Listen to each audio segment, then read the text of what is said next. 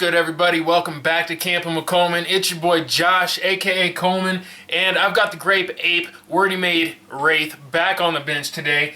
Point of that being, I am going to swap out the motor and ESC in this today. Right now, it is running the stock. Well, I don't know if it's the one that came with it or if it's one I took out of another truck, but it's running an Axial ESC, and it is also running a Traxxas 550 can out of Emax. So I'm gonna go ahead and swap that out. That has been basically what I've ran in this for years now. Basically since I got it, I never really changed it out to anything special.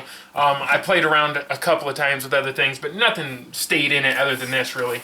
So even though this is a reliable setup and it's very low budget, cost effective, I'm looking to up the performance of this buggy. So while adding a brushless system will add a lot more wheel speed to it, it's also going to retain my low end torque, my startup, which is very important to me. I like very, very smooth startup, which is something Holmes Hobbies ESCs and motors are phenomenal at.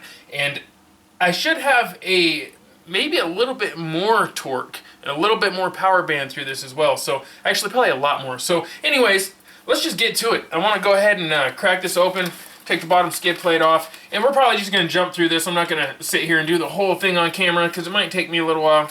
I'm going to try to go quick just because I got a lot of things I got to get done today, but more importantly, I want to get out and drive this really bad. I haven't driven it since I've done all this stuff to it really. I took it in the backyard, did a little testing, but nothing too hardcore. Now, something I do, and I'm sure some of you other guys do this as well, normally you get 8 screws in the bottom skid plate on this. I take 4 of those out, just run 2 on each side.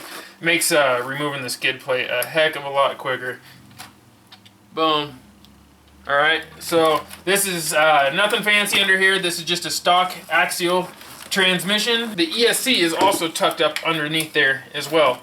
So we will get that out first. Alright. Now this is where I'm going to wind up having to cut the video because it looks like I've got some funkiness going here where I spliced in a BEC. You know what?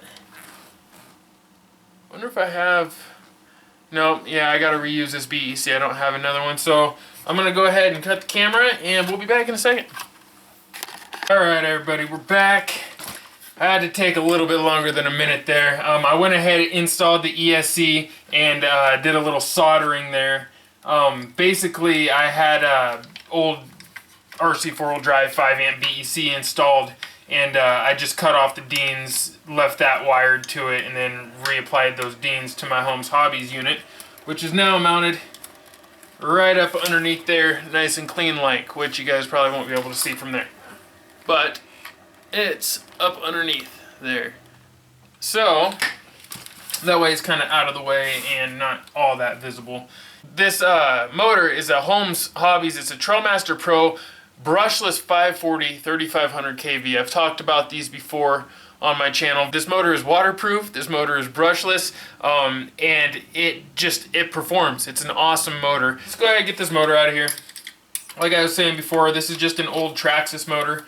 It's a 550 can Emax motor. The reason I go for it is because it can handle up to 14.4 volts, which means that you can technically run up to a 4S, which I don't really know how true that is, honestly, but I run 3S on them, so I like the motor to be able to at least handle that.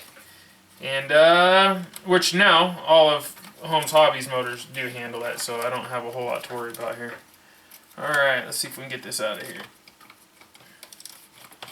Boom. Alright, so there it is right there. Just an old Traxxas Titan 550 can. Nothing crazy. Is that zooming in or focusing? Yeah, it is. Alright. So yeah, it's just going to fall apart. It's junk, honestly, but it will last you for a little while, if you don't want to invest in anything big. But for me personally, Holmes Hobbies is coming out with a motor that's basically the Holmes Hobbies version of this, which is going to be a lot more reliable and still super cheap, affordable, throwaway type of motor. So I'm going to be looking forward to that when it comes out.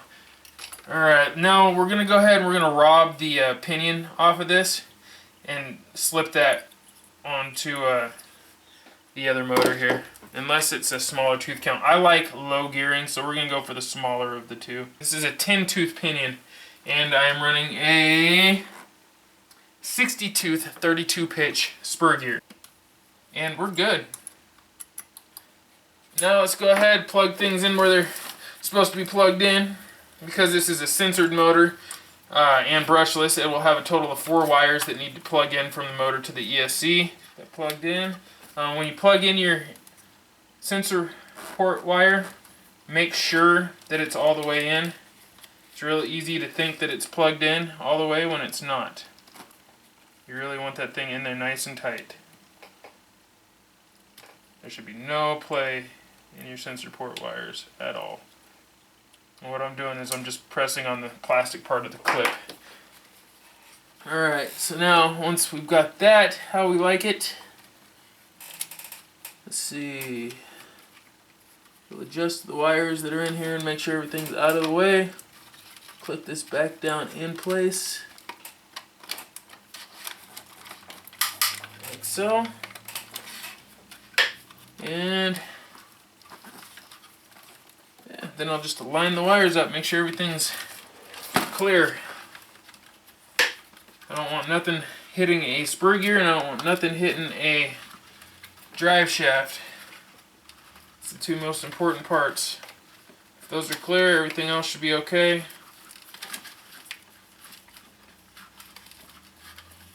Bring that over on that side. There's plenty of room underneath here, honestly, on most of these Wraiths, so it shouldn't be an issue.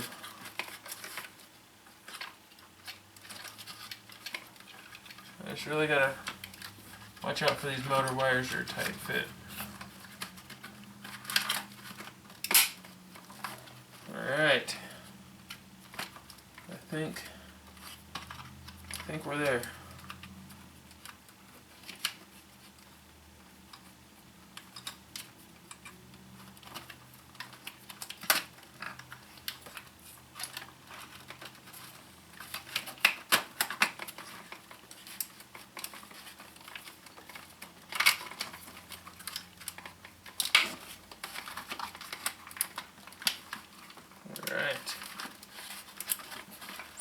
And once you get there, before you put any screws in, double check.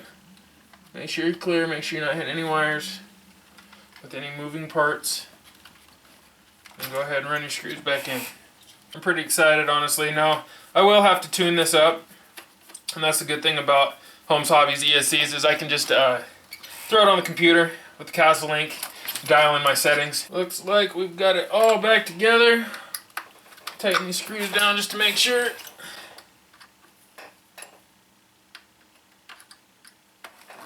Alright. Double check my motor screws just to be sure. Alright.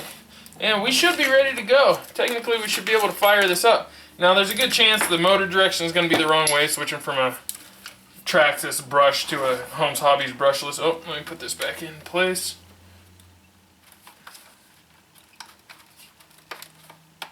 But that's okay. It really doesn't take much to turn the motor direction on these. So there we have it, you guys.